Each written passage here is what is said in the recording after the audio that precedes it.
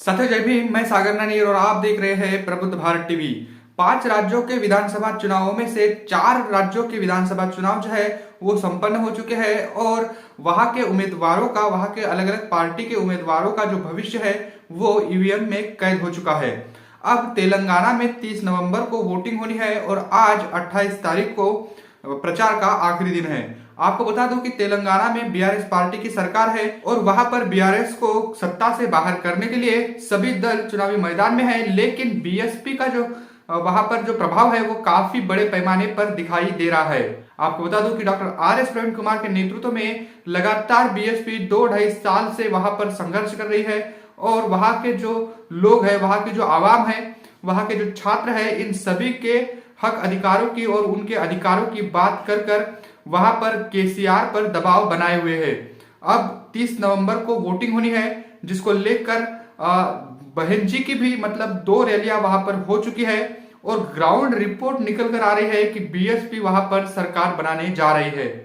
एक बार दोबारा आपको बता दूं कि तेलंगाना विधानसभा चुनाव 2023 में जो चुनाव हुए हैं उसके लिए जो चुनाव आयोग की ओर से जो अधिसूचना थी वो 3 नवंबर को जारी की गई थी। उसके बाद नामांकन की जो आखिरी तारीख थी वो 10 नवंबर थी और नामांकन की जांच 13 नवंबर को हुई। साथ ही नामांकन वापसी की जो तारीख थी वो 15 नवंबर थी और 30 नवंबर को मतदान होना है और नतीजे 3 दिसंबर को आएंगे। तो ऐसे में 4 राज्यों के साथ साथ बसपा तेलंगाना में भी बड़ी मजबूती के साथ चुनाव लड़ रही है। Doctor R S Praveen Kumar की बढ़ती लोकप्रियता से ही वहां पर बहुजन समाज की जितने भी लोग हैं वो doctor R S Praveen Kumar के साथ हो चले हैं और आने वाले विधानसभा चुनाव में 3 दिसंबर को बड़ा उलटफेर वहां पर होने वाला है। और चुनाव से पहले जो रुझान निकल कर आ रहे हैं, जो एग्जिट पोल कहो या फिर चुनाव की जो स्थिति है, वोट की स्थिति है, वोट परसेंट की स्थिति है, वो चुनाव से पहले दिखाई दे रही है। बीएसपी ने वहां पर बड़ा खेल किया है।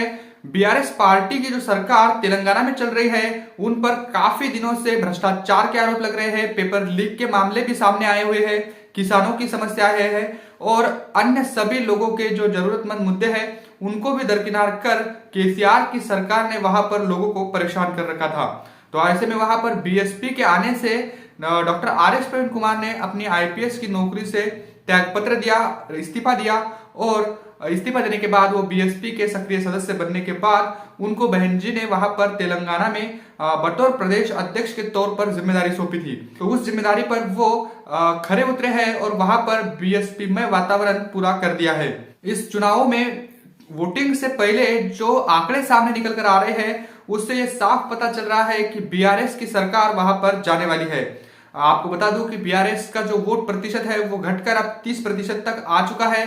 साथ ही वहां पर जो कांग्रेस है वो 32% तक उसका वोट प्रतिशत आ सकता है और बीएसपी का जो वोट प्रतिशत है वो 50 से 60% तक का मतलब जमीनी स्तर पर दिखाई दे रहा है। आपको बता दो कि मेन स्ट्रीम का मीडिया भी वहां पर जाकर अपनी ग्राउंड रिपोर्ट कर रहा है, उसको भी यह पता चल रहा है कि यहाँ पर बीएसपी का जो वजूद है वो बढ़ चुका है और कई सारे पत्रकार ऐसे हैं उनको मतलब मिर्ची लग रही है कि वहां पर बीएसपी जो है वो सरकार बनाने जा रही है। अब इसे मजबूरी ही कहो कि वहां पर उनको खबरें बीएसपी की दिखानी पड़ रही है क्योंकि लगातार बीएसपी का जो जनाधार है वो बढ़ रहा है। हाल ही में योगी आदित्यनाथ ने भी वहां पर एक बड़ा बयान दिया था कि बीएसपी वोट काटने के लिए आ रही है, तो इससे भी पता चल सकता है कि वहां पर बीएसपी की स्थिति कितनी मजबूत हो चुकी है। Doctor R S Praveen Kumar ने आईपीएस की नौकरी को छोड़कर वो बसपा में शामिल हुए, वहां पर तेलंगाना में बीएसपी को मजबूत करे हुए हैं और ऐसे में उन पर काफी संगीन धाराओं में मतलब आरोप लग रहे हैं, एफआईआर दर्ज हो रही है, डकैती के आरोप लग रहे हैं, चोरी के भी आरोप लग रहे हैं, लेकिन बावजूद इसके बिना डरे वो मैदान में डटे हुए हैं और बीएसपी का जो प्रभाव है वो वहां पर काफी बढ़ चुका है।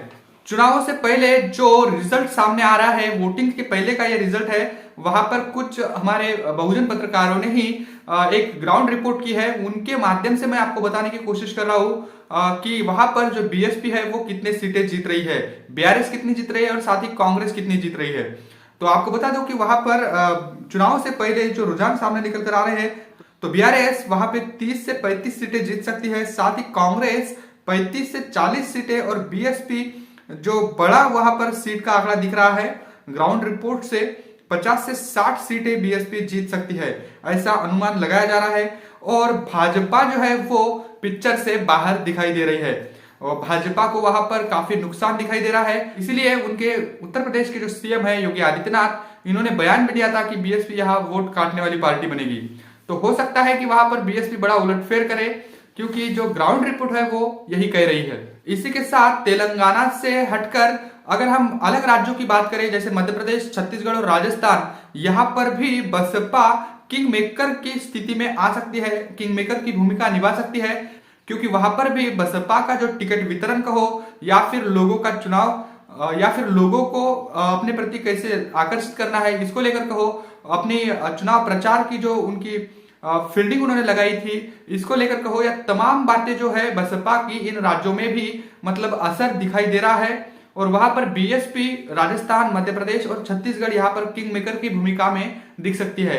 मिजोरम के जो आंकड़े हैं वो फिलहाल हमारे पास नहीं आए हैं, वहां की जो ग्राउंड रिपोर्ट है वो भी हम आपको नहीं बता सकते, लेकिन मध्य प्रदेश, छत्तीसगढ़ और राजस्थान, इसके साथ साथ तेलंगाना में भी बसपा अपना वजूद बढ़ाते हुए दिख रही है।